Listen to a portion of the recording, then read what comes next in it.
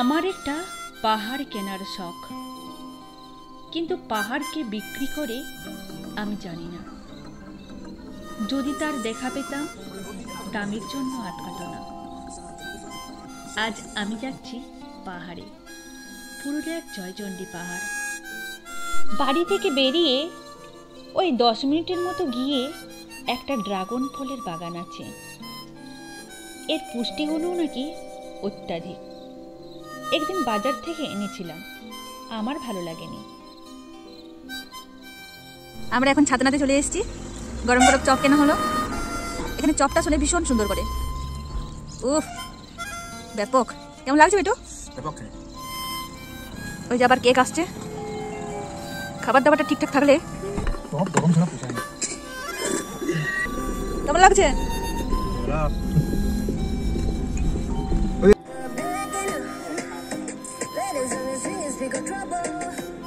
এখানে শুভেন্দুর এক কাপ খারাপ চা খেতেই হবে।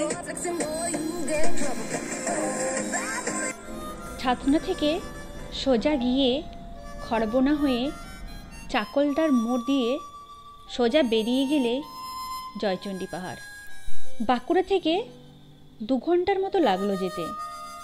রাস্তাটাও ওই যে দূরে দেখতে পাচ্ছি জয়চণ্ডী পাহাড়, আমাদের গন্তব্য, আমাদের খুব কাছেই। পাহাড়ের যতই কাছাকাছি যায়, তার গাম্ভীর্য আমাকে নির্ভীক করে তোলে আর বলে, কত উদার আমি দেখো। সেই ছোট্টতে পড়েছিলাম একটা লাইন, পাহাড় আমায় শিক্ষা দিল উদার হতে ভাইরে। মুগ্ধ আমি, আমার মুগ্ধতা তার উচ্চতায় পৌঁছে যায় নির্ভীকতে। এই শান্ত স্নিগ্ধ রূপ, তা দেখে আমি মুগ্ধ হই। এই যে স্থবিরতা, সুবিস্তৃত অকৃপণ সম্ভারে প্রকৃতিকে করে মহিয়ান, তা দেখে আমি মুগ্ধ হই। আসলে পাহাড় মানেই আবেগ, আর এক বুক আবেগ নিয়ে চলে এলাম পাহাড়ের সান্নিধ্যে। এ দেখুন, এ হলো পূজা। আসতে না আসতেই ওর আবদার এটা নিতে হবে। ঠিক আছে, ওকে বললাম যখন ফিরে যাব তখন নেব। এবার তাহলে পাহাড়ে ওঠা শুরু করি। এ হলো পাহাড়ে ওঠার সিঁড়ি। এই সিঁড়ি বরাবর পাহাড়ে উঠতে গেলে প্রায় 500টি সিঁড়ি উঠতে হয়। প্রথমে তো বেশ ভালোই এনার্জি নিয়ে শুরু করেছিলাম, কিন্তু একটুখানি যাওয়ার পরেই এত হাঁপিয়ে উঠলাম যে ভাবছিলাম আর বোধহয় উঠতেই পারবো না। বাবন কিন্তু সেদিক থেকে ভীষণ স্ট্রং। ও আমাদের চেয়ে অনেক আগেই একদম উপরে উঠে গিয়েছিল। আমরা অনেকটা রেস্ট নিয়ে শেষমেশ উঠতে পেরেছিলাম। বাবন, ওই তো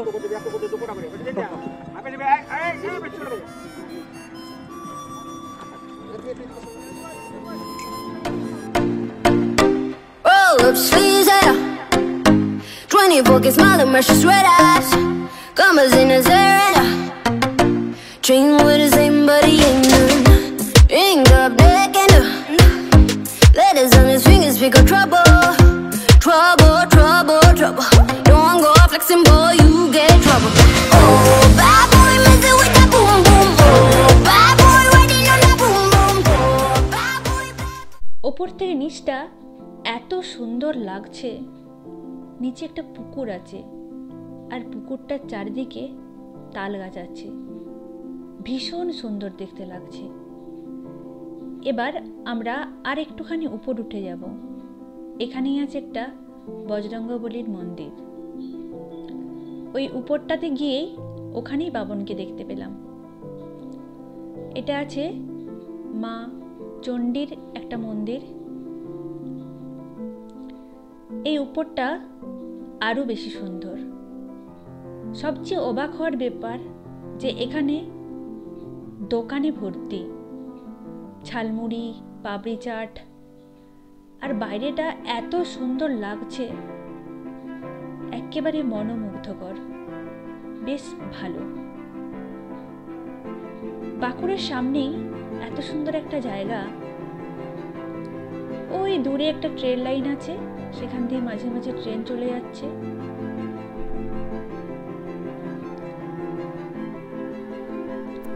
অনেকগুলোই ছোট ছোট পাহাড়ের টিলা আছে। ওই দূরে একটা টিলার উপর তীর্থবাবু বসে আছেন, আবার এই দিকে রিজু, আমি ওর কাছেই যাচ্ছি। আমার নিচটা দেখতে সত্যি ভীষণ ভালো লাগছে, অথচ আগে আমি পাহাড় থেকে নিচের দিকে তাকাতে পারতাম না। আমি আসলে পাহাড়ে উঠতেই পারতাম না। বয়সের সাথে সাথে মানুষের কিভাবে পরিবর্তন হয়।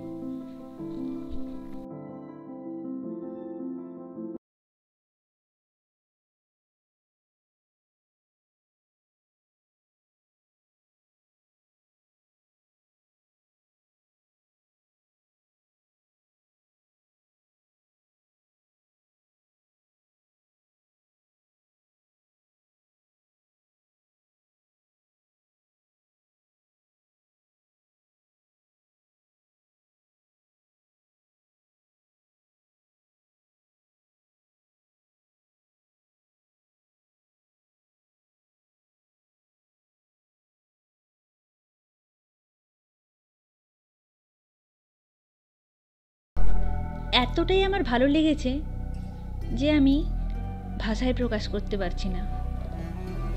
আমরা মা বেটুতে মনের আনন্দে একবার করে নেচে উঠছি। আসলে ছবি তোলারও পোজ দেওয়া হচ্ছে। আমরা দুজনেই কেউ ভালো করে পোজ দিতে জানি না।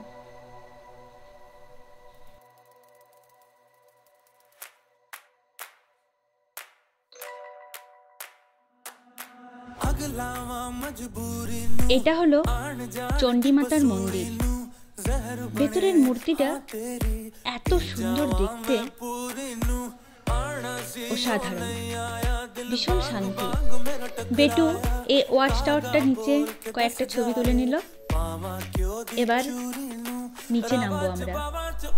পাহাড়ের ওঠার সময় যে ক্যাম্পগুলো ছিল একটুখানি ছাড়া ছাড়া, সেগুলো খুব কাজের। নিচে নেমেই ওর টুকিনাকি খেলনা কেনা হলো।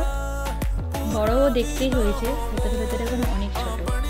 আর এই যে পূজা, ওকে কথা দেওয়া ছিল যাবার সময় ওর এটা নেব, নিলাম। ও ভীষণ খুশি হলো। এই কাঁচা খেজুর পাতা দিয়ে জিনিসটা খুব সুন্দর বানিয়েছে। ফেরার সময় ওই পাশেই এই পুকুরটা, এখানে সেই শুটিং হয়েছিল আসিতে আসিও না, ভানু বন্দ্যোপাধ্যায়ের। এবার ফেরার পালা। ফিরতে ফিরতে ছাতনার এই রয়্যাল হোটেল, এটা বরের ভীষণ প্রিয় একটা হোটেল। এখানে খাবার খেলাম। দিনে রাতে তুমি যতই দাও বাস, তবুও তুমি আমার চিরদিনের ক্রাশ। কেমন লাগলো অবশ্যই জানাবেন, লাইক করবেন, ভালো থাকবেন। নমস্কার।